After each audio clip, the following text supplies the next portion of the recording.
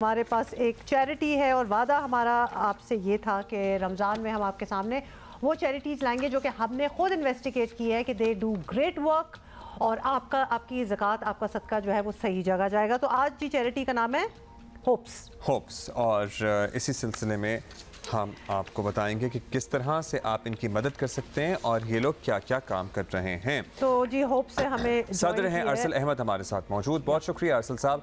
अरसल साहब, होप्स हर साल अपनी समाजी खिदमत और कोशिशों की बदौलत बहुत नुमाया रहती है, इसमें आप की खासी मेहनत भी शामिल होती है।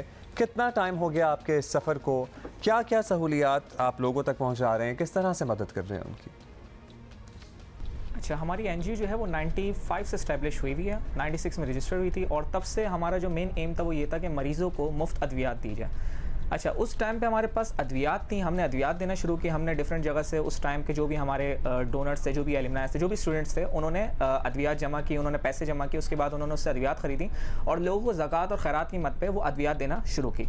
उसके बाद हमने अद्वियात के साथ साथ फिर हमने 2002 या 3 के अंदर हमने एक फार्मेसी बनाई जो कि नो प्रॉफिट नो लॉस पे थी, क्योंकि अद्वियात से तो हम सिर्फ जो गरीब तबका था उसको कर रहे थे, लेकिन हम वाइट कॉलर जो तबका था उसको नहीं दे पा रहे थे। तो वाइट कॉलर तबके के लिए हमने नो प्रॉफिट नो लॉस पे फार्मेसी कायम की। फार्मेसी जो है जो आम फार्मेसी के मुकाबले में काफ़ी डिस्काउंटेड रेट्स पे उन लोगों को अद्वियात प्रोवाइड कर रही है जो लोग ज़कात खैरात लेना नहीं चाहते लेकिन वो ज़्यादा महंगी दवाइयाँ भी खरीद नहीं सकते। फिर हमने आगे जाके डायग्नोस्टिक फैसिलिटीज़ का आगाज़ किया, क्योंकि अब्बासी शहीद के अंदर वक्त के साथ साथ डायग्नोस्टिक फैसिलिटीज़ नहीं हो रही थी। अद्वियात तो हम दे रहे थे लेकिन अद्वियात के साथ साथ हमने सोचा कि इलाज मुमकिन नहीं है जब तक उनकी डायग्नोस्टिक फैसिलिटीज़ ना प्रोवाइड की जाए। तो हमने उसी के लिए होप्स लैब खोली और होप्स लैब के अंदर हमने ज़कात और खैरात की मद में भी मुफ्त जो डायग्नोस्टिक टेस्ट है वो किए और उसी के साथ साथ हमने वाइट कॉलर जो आवाम थी उनके लिए टेस्ट वहाँ पे बहुत डिस्काउंटेड रेट्स में रख दी। इसकी मिसाल ये कि हमारे पास जो CBC हो रहा है वो सिर्फ 180 रुपये का हो रहा है, जो कि बाकी लैब्स के मुकाबले में बहुत सस्ता है। इसके अलावा हमारा एक और ये है कि अभी हमने रेडियोलॉजी फैसिलिटीज़ भी देना स्टार्ट की, क्योंकि सिर्फ डायग्नोस्टिक फैसिलिटीज़ फिर इनफ नहीं थी। तो हमें अंदाज़ा हुआ कि नहीं, हमें रेडियोलॉजी फैसिलिटीज़ भी देनी चाहिए।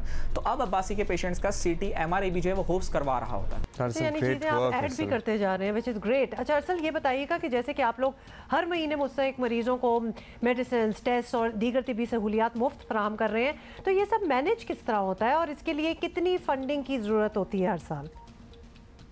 हमारे पास जो तलबा और तालिबात जो KMDC या अब्बासी शहीद के अंदर आ रहे होते हैं पढ़ने के लिए, वही अपना कुछ वक्त निकालते हैं और इस NGO को देते हैं। इस NGO के अंदर वो वॉलंटियरली काम करते हैं, इसके अंदर कोई उनको तनख्वाह नहीं मिल रही होती, ना ही वो तनख्वाह ले रहे होते हैं, अपना वक्त निकालते हैं और उसमें करते हैं। इवन एग्जाम्स के टाइम पे भी तलबा जो हैं वो रूम 41 जा रहे होते हैं, वहाँ पे फ्री जो मुफ्त अद्वियात होती हैं वो जो गरीबों को वो दे रहे होते हैं। हर साल हमें कम से कम जो एक अमाउंट चाहिए तो इतनी चाहिए थी कि हम 25 से 30 हज़ार जो मरीज़ आ रहा है अब्बासी शहीद में सालाना, हम उसको कैटर कर सकें। कोई 3 to 4 करोड़ जो होती है, हमें इतनी जो होती है वो ज़कात और खैरात चाहिए होती है ताकि हम उसको सस्टेन रख सकें।